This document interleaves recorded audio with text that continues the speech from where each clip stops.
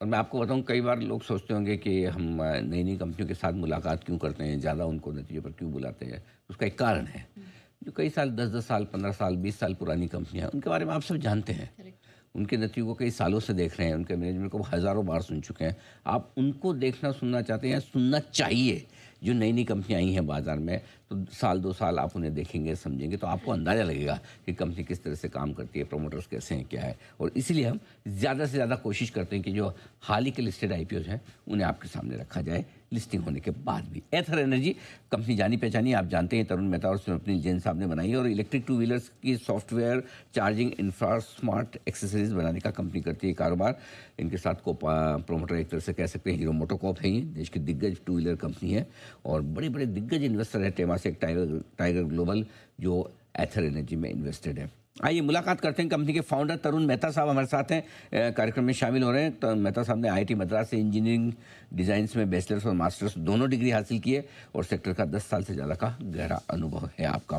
Result आए थे कल बाजार के दौरान, लगभग 3 बजे के आसपास।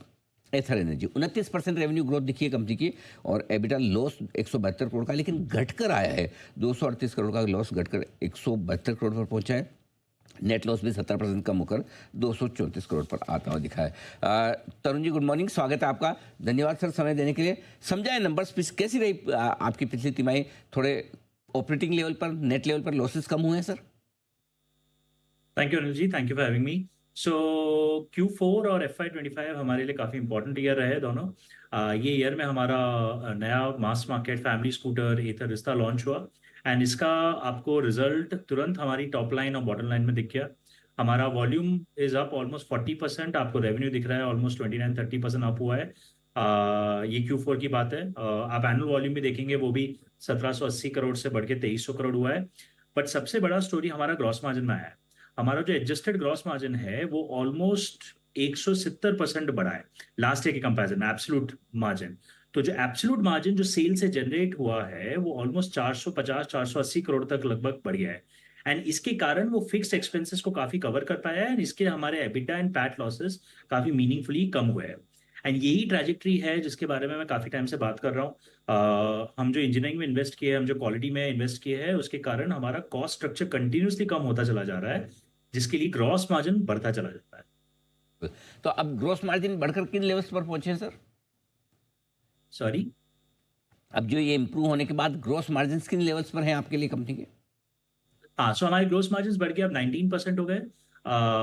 ये FY24 में 9% थे, और FY25 में हमने 19% पे पूरा ईयर क्लोज किया है। एंड अब सब्सिडी का भी काफ़ी इम्पैक्ट हमारे बिजनेस में कम हो गया है, तो ये मार्जिन अब काफ़ी रेसिलियंट है। एंड एथर में तो फंडामेंटली PLI का भी कोई मार्जिन इस PNL में नहीं है, तो वो PLI इंडिपेंडेंट मार्जिन 19%, हम वहां तक उस लेवल तक ऑलरेडी पहुंच चुके हैं। परफेक्ट। लास्ट ईयर आप देखेंगे तो स्पेशली सब्सिडी हटा के देखेंगे तो आप नोटिस करेंगे हमारा मार्जिन ऑलमोस्ट 12-14% इंप्रूव हुआ है। तो काफी फर्क पड़ा है ओवरऑल यूनिट इकोनॉमिक्स पे। ठीक बात है, बिल्कुल बात। तो ये ऑपरेशनल परफॉर्मेंस बेहतर होने के संकेत है। वित्त वर्ष 2026 के लिए कुछ थोड़ा आप गाइडेंस दे पाएं, किस तरह की परफॉर्मेंस रह सकती है कंपनी की? तो पहले अगर मैं टॉप लाइन पे थोड़ा अगर बात करूं तो लास्ट ईयर हमारा वॉल्यूम वाज अप 42%। ये वॉल्यूम जो अप हुआ है ये लार्जली हमारे नए प्रोडक्ट इंट्रोडक्शन के कारण हुआ है। जो नया प्रोडक्ट रिश्ता आया है वो ज्यादा मार्केट्स और ज्यादा कस्टमर्स के लिए फेवरेबल रहा है, तो ये उसके कारण हमारा टॉप लाइन ग्रो हुआ है। बट दिस ईयर हमारा ग्रोथ वो प्रोडक्ट के ऊपर डिस्ट्रीब्यूशन के कारण आएगा। आप अगर हमारा दिसंबर में देखेंगे तो हमारी लगभग 260 दुकानें थी पैन इंडिया, जबकि हमारे इंडस्ट्री पीयर्स 700-800 या उससे भी ज्यादा दुकानों पर ऑपरेट करता है। हमने हिस्टोरिकली दुकानें ऊपर नहीं करी थी क्योंकि हमारे पास काफी प्रीमियम प्रोडक्ट था। नए प्रोडक्ट आ जाने के बाद में there are hundreds of cities जहां पे हमारा कंपटीशन प्रेजेंट है और हमने अभी तक दुकान ओपन नहीं करी है। तो इस साल इनफैक्ट आप Q4 का डेटा देखेंगे तो हमने लगभग 30% अपना डिस्ट्रीब्यूशन एक क्वार्टर में इंप्रूव किया है। तो FY26 में this will be A distribution led growth.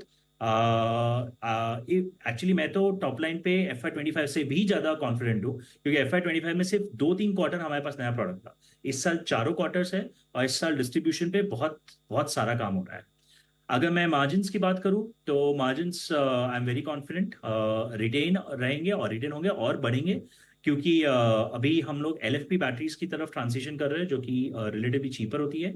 And हमारा नया लोअर कॉस्ट प्लेटफॉर्म जो कि अंडर डेवलपमेंट है, वो भी काफी अच्छे तरीके से सेटअप हो रहा है। हम्म। तो एक लोअर कॉस्ट प्लेटफॉर्म आ रहा है, लोअर कॉस्ट बैटरी आर्किटेक्चर आ रहा है, तो इसमें हमारा कॉस्ट स्ट्रक्चर और कम होना चाहिए। Perfect. And finally operating leverage हमारे बिजनेस में दिख ही रहा है। आप नोटिस करेंगे हमारा ग्रॉस मार्जिन 10%, 100,000 बिप्स इंप्रूव हुआ है, बट हमारा EBITDA margin almost 1300%, 1300 margin Bips improve हुआ है। तो ऑपरेटिंग लेवरेज भी आपको दिखता रहेगा इस साल as we go into it.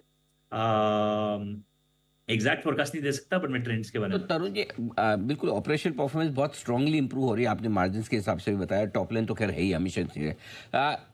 क्या समझा जाए नेट लेवल पर इस साल के अंत तक, इबिटा लेवल पर, चलो नेट लेवल छोड़ रहे, इबिटा लेवल पर कंपनी प्रॉफिटेबल हो जाएगी?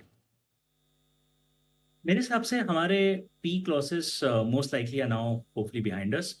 एंड जैसे जैसे क्वार्टर्स आगे बढ़ेंगे, आप हमारे लॉसेस में रिडक्शन देखेंगे, प्रॉफिटेबिलिटी की तरफ हम मूव करते रहेंगे। अगर मैं मार्केट शेयर के हिसाब से अगर प्रेजेंट करूं, अगर आप देखेंगे साउथ में हमारा मार्केट शेयर 22-23% रहा है, गुजरात में मार्केट शेयर हमारा 20-21% रहा है, जबकि पैन इंडिया मार्केट शेयर 13% है। तो मेरे हिसाब से there is an opportunity to take a pan India market share closer to जहां पे हमारा साउथ इंडिया और गुजरात का मार्केट शेयर है। तो उतना अपसाइड पॉसिबल है, and hopefully profitability is not too far away. Perfect.